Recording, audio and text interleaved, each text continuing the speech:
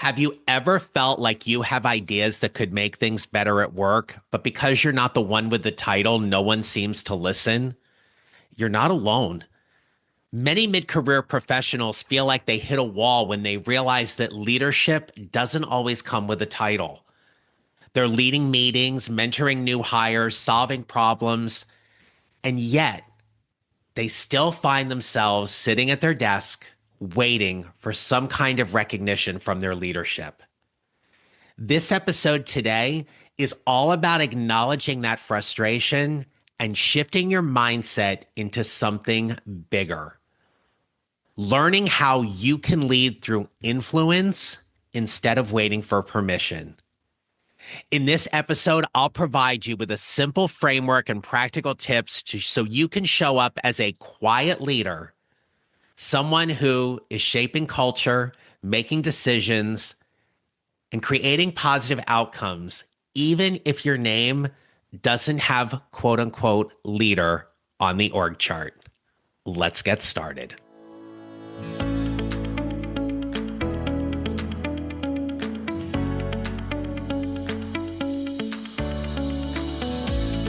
Hello, my friends. This is the Mid-Career GPS podcast, and I'm your host, John Neral. I help mid-career professionals like you find a career they love or love the one they have using my proven four-step formula.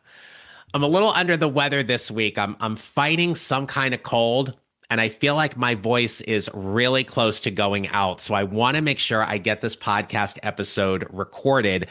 I'm also going to pre-record the following week's episode as well.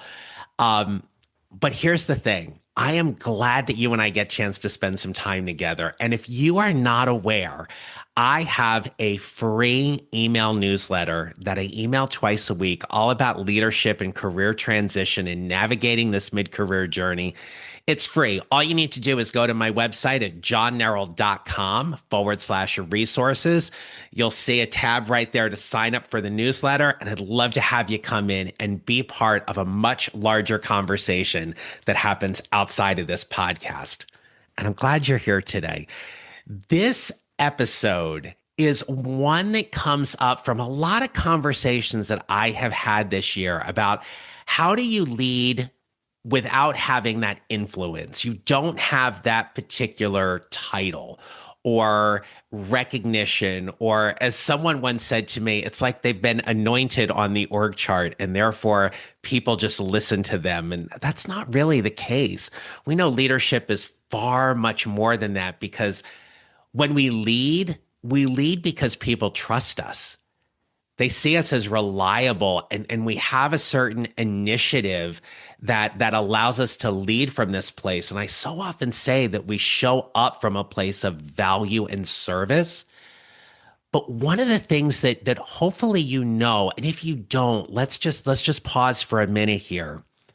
When somebody has a title, be it CEO, leader, manager, executive director, whatever it is, that title grants them a certain level of authority. It does not grant them influence. Come on, you and I both know we have worked with people. We're not going to name names, but we've worked with people who they have a certain title and we don't respect them. They're not really good in their role because, see, it's a leader's behavior that truly earns their influence. As we're seeing organizations, especially some of our larger organizations, look at their staffing numbers and they're getting leaner, right? The job market has not been particularly kind in terms of reading about layoffs, especially over the last few weeks and months. Organizations today are flatter and faster, meaning that people who want to move up, they're moving up in a variety of different ways, but how they excel or ascend to that part on the org chart, it is because of where they are able to influence. See, I know that the most effective mid-career professionals that are out there create what are called trust signals. Those trust signals are things that make them reliable and exemplary employees. So here they are. They're meeting deadlines. They're keeping promises. They're excellent communicators. They're excellent executioners. They follow through on what they say they're going to do. But here's what I want to ask you. When people think about being reliable or being someone who's dependable on your team, how often does your name come up? How often are you the one that's being spoken about? I've worked with people this year who don't necessarily have manager in their title, but they have tremendous responsibility within their organization. They are doing things to strategically position themselves for that next role, that next level. And one of the things that we always come back to in looking at their professional brand and their reputation is how well are they trusted? How well are they trusted to follow through on what they say they are going to do, and then how well they execute on it? So even though you may not have that manager or director word in your title, are you behaving like one? Are you demonstrating the core competencies at that level within your organization that is getting you noticed? People who have that manager or director title, that authority has already been given to them because of their promotion. But their influence, that's earned. Authority is positional. And by that, I mean it's where you sit on the org chart. But your influence is relational. And that's created based on how reliable you are, how well you communicate, how consistent you are as a professional. The influence is based on the why and the how you are doing things, not because of who is saying so. Let me say that again. Your influence is based on the why and how you are doing things, not because someone is saying so. I remember earlier in my career when I was leading a team and someone desperately wanted to have manager in their title. And I asked them in a promotion conversation, I said to them, why do you want to be a manager? And they looked at me and they said, well, then people will actually listen to me then. And they were shocked when I replied and said, well, why aren't people listening to you now? Yeah, that was a hard conversation that day for them. The influence that you have within your organization begins when your colleagues realize that you're trying to make progress. You're not doing this out of some kind of power grab or authority maneuver. You're doing it because you want to make progress in seeing a particular project succeed, an initiative succeed. And you're doing it in a way that is putting a spotlight on you because you then appear as the problem solver, the conduit for making that kind of change. So, where are you building influence right now within your organization? Where are you leveraging your network and building your network so people get to see you as that powerful influencer you are, so that your name is being spoken at the table when it comes time for conversations? Oftentimes, mid-career professionals will get stuck in thinking that if they just do the work will speak for itself. And yes, there is absolutely a part about being competent and confident in what you're doing and having quality work associated with who you are and what you do. But when you think about making that leadership transition to be that person who's the manager, senior director, senior director, you're that kind of leader that is building bridges. You are connecting teams. You are connecting people. You are avoiding friction. You're asking questions that are meaningful and intentional. You bring what a lot of people call anticipatory leadership, where you see problems before they surface and you are offering solutions early in the process so timelines don't get away from you or budgets aren't over allocated. Quiet leaders do not need the spotlight. They're not standing around going, look at me, look at what I did, I'm over here, yoo-hoo. None of that. The quiet leaders are the ones that sit back, they execute on their plan, they know their results, and they communicate those things accordingly. They have this tremendous ability to read the room.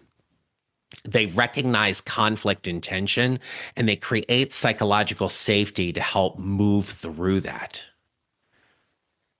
When you have a leader who builds psychological safety, they're the leader who has people on their team willing to take risks, speak up, and be innovative.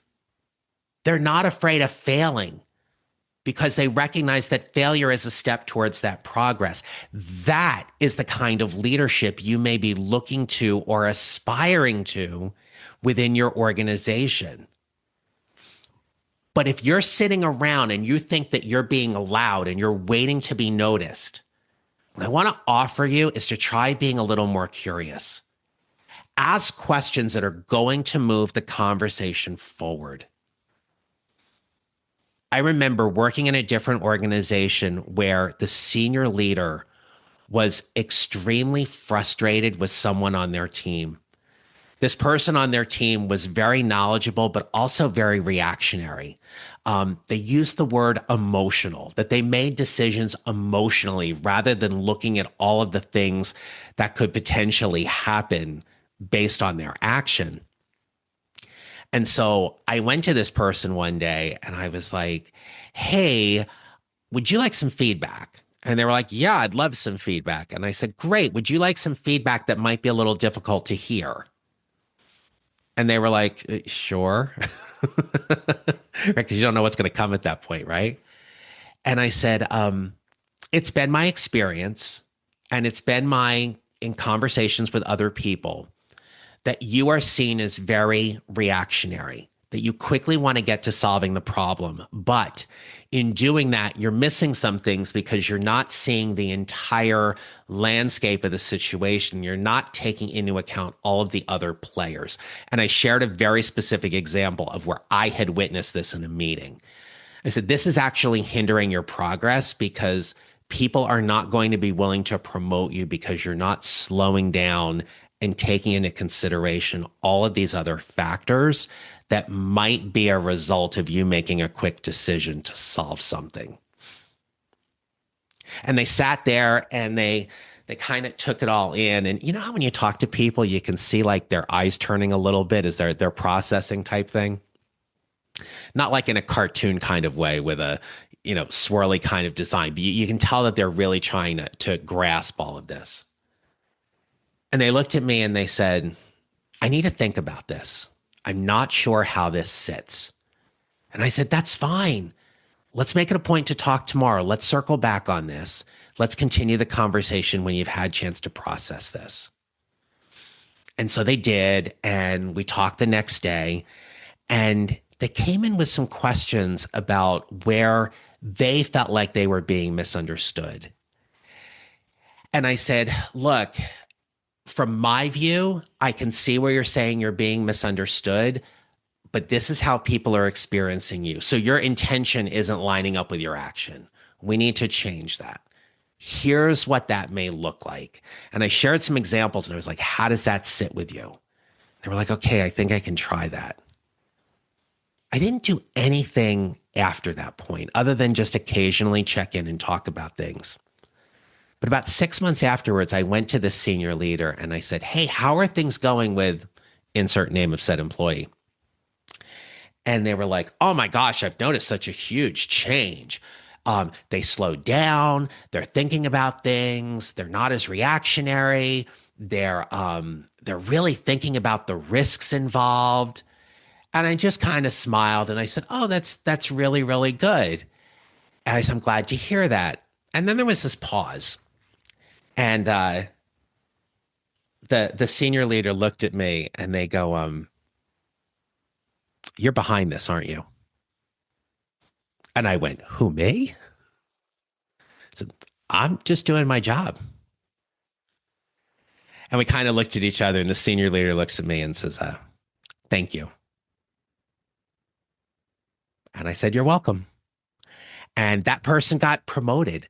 That person got promoted about a year after this whole thing had happened because they were demonstrating that kind of level of trust. Because as we talked about in a previous episode, it's not so much executive presence, it's effective presence. And you can demonstrate that through how you're showing up in a variety of situations. It's about how clear you are, how clean you are in your actions, and the calmness and the confidence that happens as you react to those situations. Here's three ways I can offer you today about building that kind of presence. Number one is about tightening up your updates. Make sure that your updates are clean, clear, and concise. Stick to what matters most. Don't go above and beyond. The second thing is watch your language. Make sure that your language is very solution based. It's not, we have a problem. It's, here's the situation we're dealing with. Here's a potential way to solve it. Or here's some other considerations to solving it. And the last one is composure under pressure. This one is hard, especially if you're a heart-centered leader and you wear your heart on your sleeve and you want to just react and you think you're being transparent with everybody. But having composure under pressure is what allows you to build trust. People will look at you when things get tough. They will know you are dealing with a lot, but you are being calm enough and composed and centered to put forth the information you do because that's how you lead, right? So, what I want to offer you as we start closing here is that you do not need the promotion in order to shift your mindset in terms of how you are leading change. Look at what you're doing right now in your job and lead accordingly. See if there are ways you can lead a little bit differently. So think of this in terms of three O's. Number one is observe. Observe what's going on around you and observe what's needed. Look for any kind of repeated patterns, specific challenges or pain points, and what opportunities may be there. Secondly, offer solutions. Don't just highlight or talk about what's wrong or what's broken. Make a suggestion about what's next. The budget is currently $250,000 over at this point. In order for us to get on track, here's what I think needs to happen. What are your thoughts on that? The third O is ownership, and it's about owning the outcome. So when you make a decision, you follow through, you measure results, and you share what you've learned, but you own it. You in leading is you taking ownership of what's going on or what's happening. So if you observe, offer, and own, you have already moved yourself up from being the one who's hanging out in the shadows and now stepping up to the forefront to say, this is what's happening. This is what I think could rectify this. You then become this trusted colleague that when you act on what you notice, you change culture, you change dynamics, because now the leaders who may not have necessarily seen you as one now may start to. They may start seeing you a little bit differently than where you are.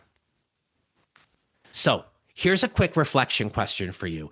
Where are you already demonstrating your leadership that others may not be seeing? So what I want you to do is when you think about where you're demonstrating your leadership, pick one particular area. Pick one particular area, observe what's needed, Offer one small solution and own the outcome. If you're in an organization where you can do that, or if maybe this is a stretch goal, demonstrate and exercise your leadership in a way that is there to help make things better because of your expertise. You might just be surprised how quickly people start to see you differently when you start leading in this way without any kind of title, but you are demonstrating your influence. All right? So you already have the tools here. Now it's your decision about how you want to start using them more intentionally. So as part of the mid-career journey, it is not just about finding that new job. It is about learning to be better leaders, learning to exercise your authority, your presence, your impact in new and different ways. And that's one of the many areas that I help my clients with. Okay? So if this episode resonated with you, do me a favor, share it with someone. Text this link to somebody and say, hey, I just listened to this great podcast episode. I think this would be really helpful. Okay.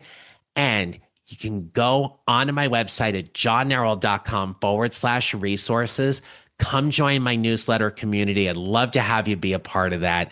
And if I can help you in any other way as your coach, if you're interested in joining my membership community or one-on-one coaching, there's more information for that there as well at johnneral.com/resources. So, all right, I got through this episode without my voice getting too gravelly, so I'm kind of proud about that.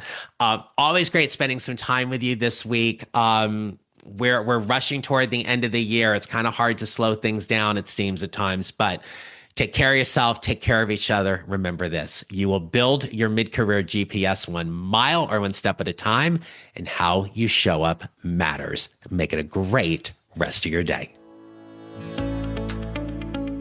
Thank you for listening to the Mid-Career GPS podcast. Make sure to follow on your favorite listening platform. And if you have a moment, I'd love to hear your comments on Apple Podcasts.